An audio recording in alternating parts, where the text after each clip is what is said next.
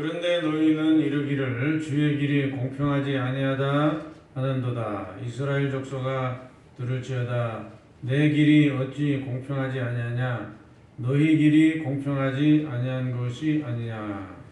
만일 의인이 그 공의를 떠나 죄악을 행하고 그로 말미암아 죽으면 그 행한 죄악으로 말미암아 죽는 것이요. 만일 악인이 그 행한 악을 떠나 정의와 공의를 행하면 그 영혼을 보전하리라.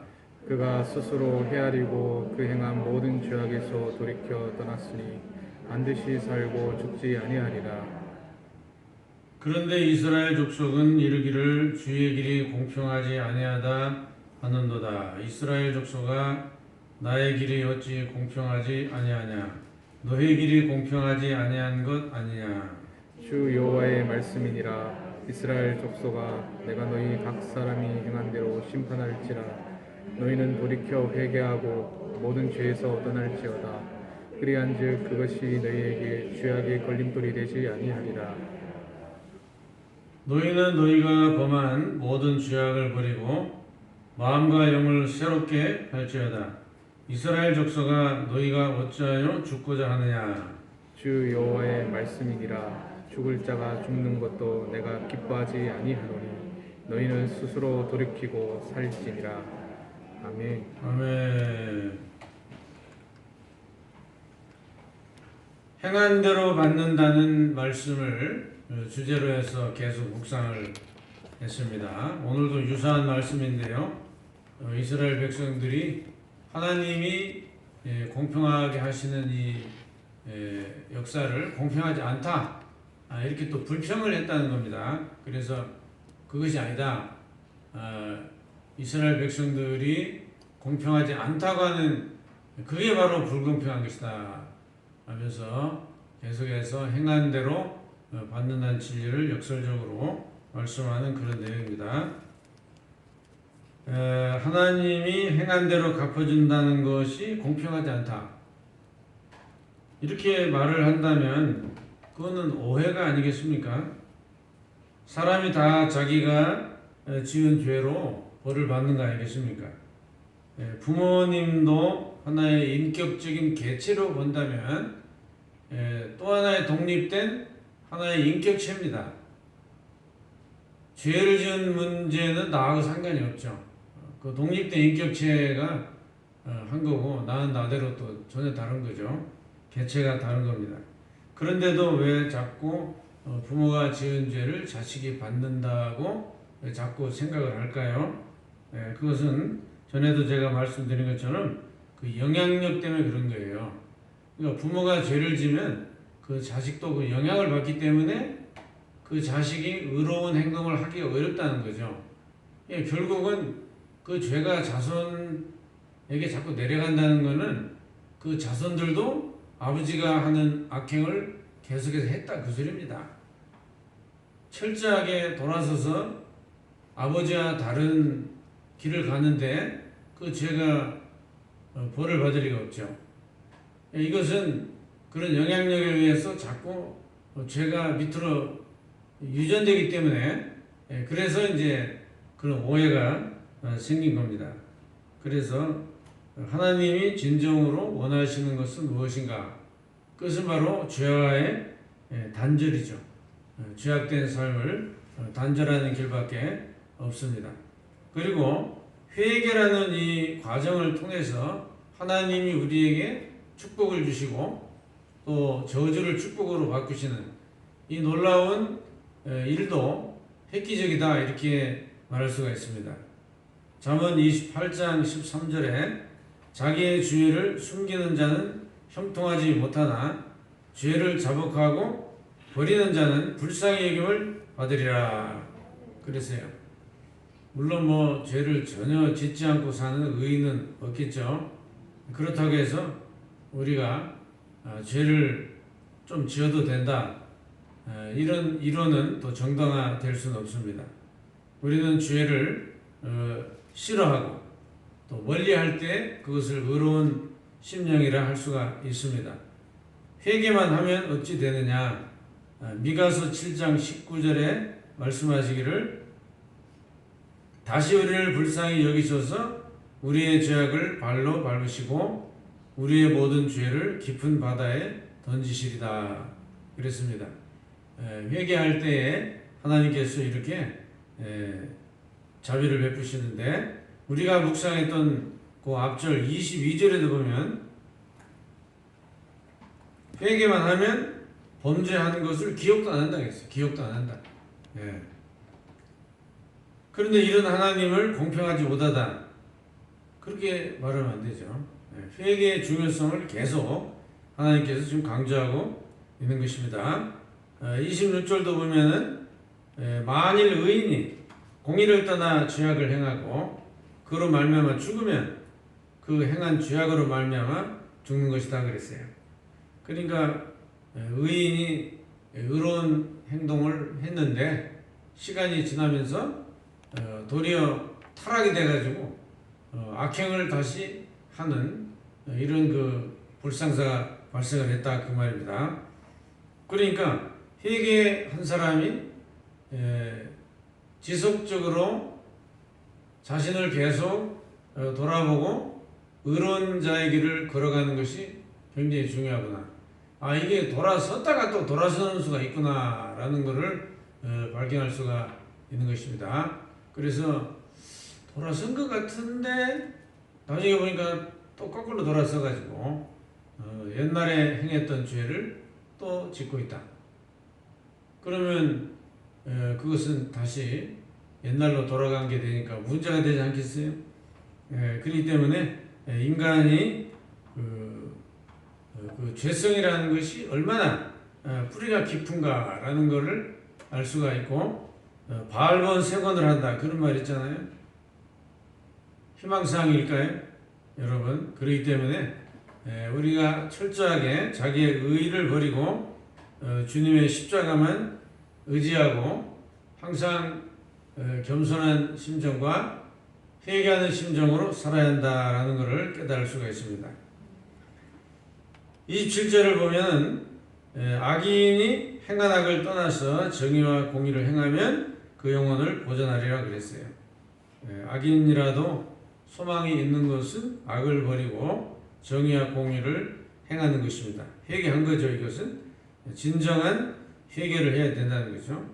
그래서 중생을 해야 되고 반드시 성령의 도움을 받아야 됩니다. 중생을 하지 않고 성령의 도움을 받지 않으면 성화는 일어나지 않습니다. 우리는 이렇게 과거가 어땠든 간에 주님 앞에 회개하고 또 중생에서 돌아섰으니까 성령의 도움을 받고 십자가의 은총을 의지하고 자기의 의지도 믿지 말고 주님만을 의지하면서 나가야 한다라는 걸 알 수가 있습니다. 그래서 어쨌든 저와 여러분이 우리 자아가 자꾸 죽어야 됩니다. 내가 죽어야만이 주님이 자꾸 빛이 납니다. 내가 자꾸 드러나면 주님이 빛이 나질 않고 주님이 내 뒤에 자꾸 숨어요. 나만 자꾸 부각돼요. 그러면 그것도 은근히 죄짓는 거예요. 또 이런 인간의 죄라는 거는 참 그 뿌리가 깊고 참 광역화되어 있고 매우 미세하다. 그래서 우리가 그 면밀하게 검토하지 않으면 예수를 잘 믿는 것 같으면서도 죄를 짓고 있는 거예요. 은근히 사람이 교만해요. 참 그거 참 이상합니다. 예수를 잘 믿는 것 같으면서도 은근히 교만해요. 그 발견 못하죠, 여러분. 그래서 하나님 앞에 우리가 정말 돌아보고 이것도 내가 괜히 주님이 영광 받으셔야 되는데 괜히 내가 또 박수 받았나, 내가 괜히 영광 받았나, 그런 게 늘 두렵고 그런 것을 발견하면 좋은 거죠. 여러분 28절 말씀 보면은 어쨌든 죄악에서 돌아서야 된다는 겁니다. 살 길은 하나뿐입니다. 그래서 여러분 회개를 지속적으로 유지하는 게 참 좋은 겁니다. 그래서 죄라는 것은 외부로부터 이렇게 유혹도 오고 또 내부로부터 우리 속에 수많은 그 탐욕이 일어나가지고 죄가 자꾸 우리 속에서 자라나고 있어요. 그래서 이 죄라는 것은 순간순간마다 우리 주변에 둘러싸여 있습니다. 죄값은 사망이라 했는데, 그래서 우리가 예수님의 십자가의 은총으로 대리 속죄함으로 우리가 이제 믿음으로 의롭다함을 얻었으니까 우리가 다시 그 세상의 불신자의 길로 돌아갈 수가 이제 없습니다. 이제 돌아갈 수가 없는 길을 그리워하고 돌아오지 마세요. 로데의 처처럼 소금기둥 됩니다. 우리는 오직 앞을 바라보고 이제 나가는 겁니다. 여러분이 잘 믿다가 만약에 돌아섰다, 그러면 기쁠 것 같을까요? 굉장히 괴로울 것 같은데, 잠을 못 잘 것 같습니다. 하나님을 믿겠다고 작정하고 돌아섰는데 다시 하나님을 멀리하고 돌아간다. 그게 정말 믿는 사람이라면 굉장히 고통을 받을 거예요. 양심의 고통을. 그래서 우리는 정말 살 길을 찾아야 됩니다. 살 길을. 우리가 다 살라고 애쓰는데 죽을 길을 찾으면 안 되죠. 그것이 바로 회개하는 길입니다. 구원의 서정에 9단계가 있는데 구원 서정의 9단계에 회개가 들어있잖아요. 그래서 회개와 믿음 이게 다 같이 동시적으로 묶여 있는 거예요. 그래서 우리가 의롭다함을 얻은 것은 법정적 선언이죠. 우리가 의로운 건 아니지만 예수 십자가의 은총을 통해서 믿음으로 구원받았다고 해서 하나님이 우리를 의롭다고 해주시는 거예요. 사실은 의로운 거 하나도 없어요. 없는데 의롭다고 그냥 봐주시는 거예요. 예수 믿었다고. 그러니까 이런 은혜가 어디 있어요? 사실은 죄인인데 의롭다고 봐주신다니. 그러니까 우리가 미안해서라도 어떻게 잘 믿어야죠. 미안해서라도. 미안하잖아요. 우리 죄인인데 우리를 또 의롭다고 해주시니까 황송하고 죄송하고 아이고 뭐 그렇게 안 했어도 되는데, 그건 또 그렇게 안 하면 구원을 못 하니까 하나님의 사랑으로 그렇게 해주셨단 말이에요. 그러니까 너무너무 미안하고 고맙고 감사해서라도 우리는 돌아갈 수가 없어요. 정말 가다가 뭐 넘어지면 또 일어날지라도 한 방향을 향해 주님을 바라보며 우리는 끝까지 나가는 줄 믿습니다. 그래서 29절에 보니까 또 공평하지 않다는 얘기 또 나왔어요. 이것은 이제 잘못된 생각이라는 것을 우리가 다시 한번 생각을 하고, 또 30절 보면은 내가 너희 각 사람 행한 대로 심판할지라. 너희는 돌이켜 회개하고 모든 죄에서 떠날지어다. 그리한즉 그것이 너희에게 죄악의 걸림돌이 되지 아니하리라 그랬어요. 그러니까 회개하고 모든 죄에서 떠나야 되는데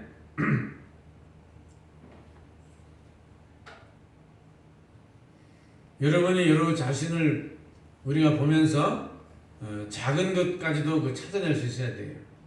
그 작은 게 별거 아닌 것 같아도요, 그 사람 잡아요. 그게 별거 아닌 것 같은 그 작은 죄가요, 내비놔도 어떻게 돼요?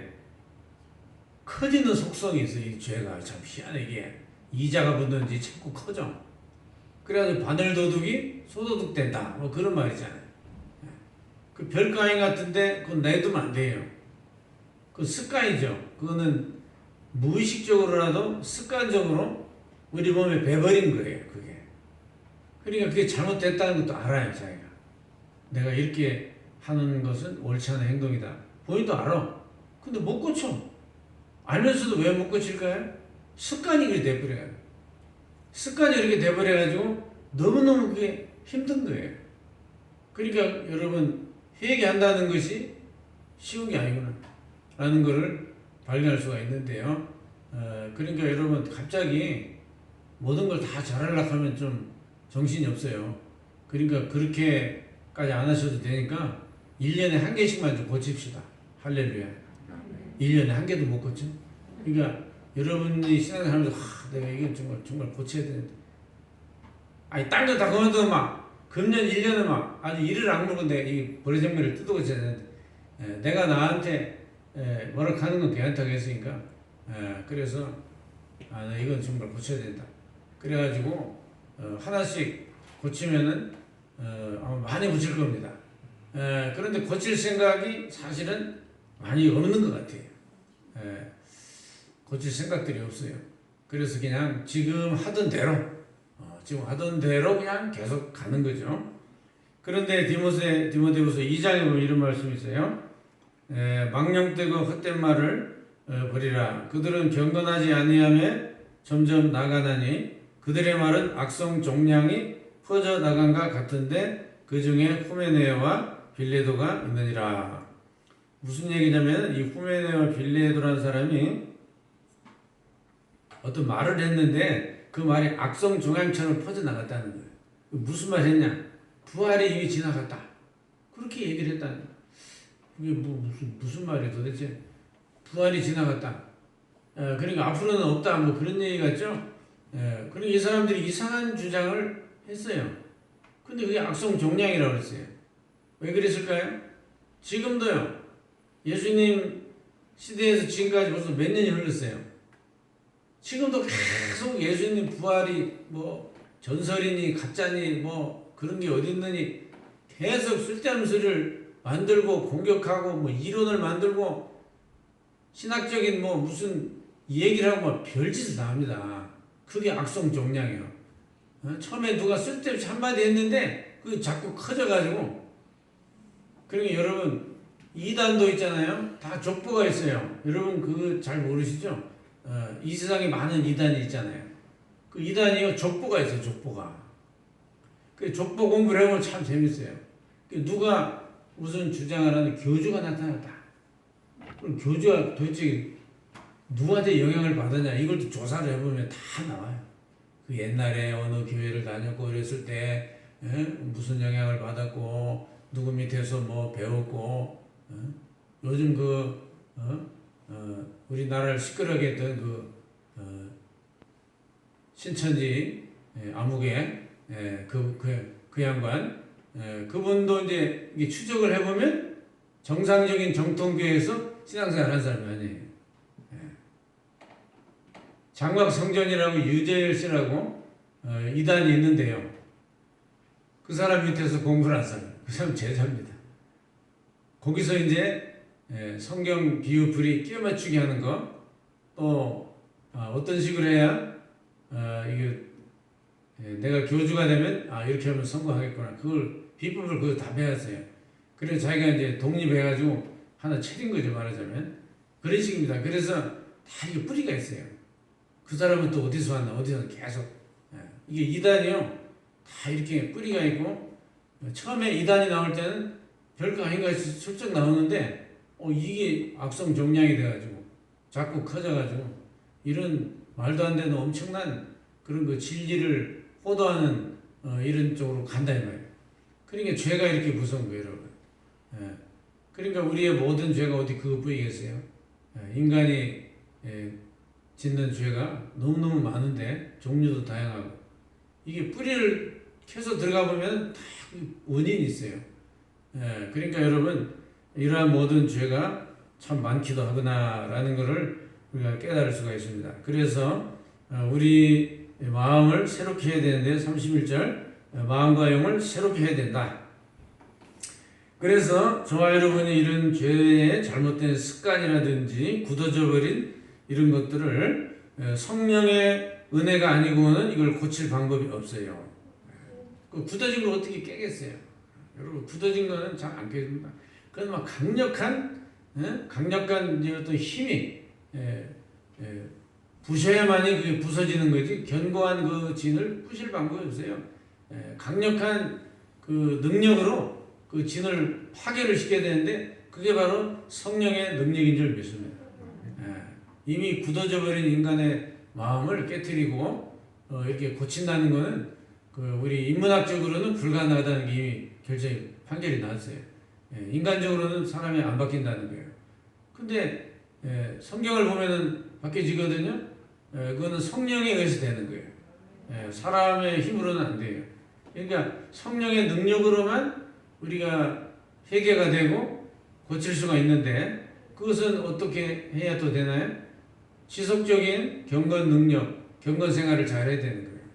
그래서 계속 기도하고 계속 예배드리고 이 패턴을 깨면 안 돼요. 여러분이 이렇게 수요일 밤에도 나와서 예배드리고 하는 이런 것도 하나의 신앙의 흐름의 패턴이에요. 여기서 만약에 깨지면 어떻게 될까요? 수일밤을 나오던 교인이 안 나온다. 그럼 신앙이 올라가겠어요? 내려가겠어요? 내려갑니다. 그 말할 것도 없어요. 예. 그러니까 지금 하던 대로는 계속 하세요. 알겠어요? 예. 지금 하던 대로는 깨트리지 말라. 그 신앙의 흐름과 패턴을 놓치면 안 돼요. 왜냐하면 내가 성령의 능력으로 은혜를 받고 변화되려면 그 하던 걸 계속 해야 되는 거지. 거기서 만약에 멈추거나 뒤돌아가거나 그만 쉴란다. 예배가 쉬는 게 어디 있어? 그거는 죽을 때까지 하는 거지. 그러면 그게 얘기가 달라져요, 여러분. 어쩔 수 없어요. 인간이기 때문에 어쩔 수 없는 거예요. 그거는 성령의 도움을 받지 않고는 인간은 변할 수가 없어요. 그렇기 때문에 우리가 죽자사자 기도하고 또 우리가 골방으로 들어가는 거죠. 그래서 말씀을 들으면서 깨지고 자꾸 이제 깨져가지고 여러분 똑똑 떨어지는 물방울이 바위돌을 깬다고 그러잖아. 그러니까 우리가 늘 말씀을 듣고 기도하고 또 콩나물 물 빠지듯이 지나는 것 같지만은 그래도 자꾸 듣다 보면 어느 날 깨지는 날이 와요. 이제 정말 내가 해야 되겠다. 아이고 목사님 저 설교 듣기 참말로 부담스러워. 저렇게 얘기를 하시는데 내가 고쳐야 안 되겠나. 그리고 결심한 날이 온다 이거예요.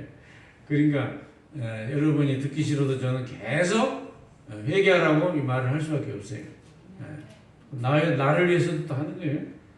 여러분, 그래서 우리가 영적인 실상을 참 발견해야 되는데 그게 축복입니다.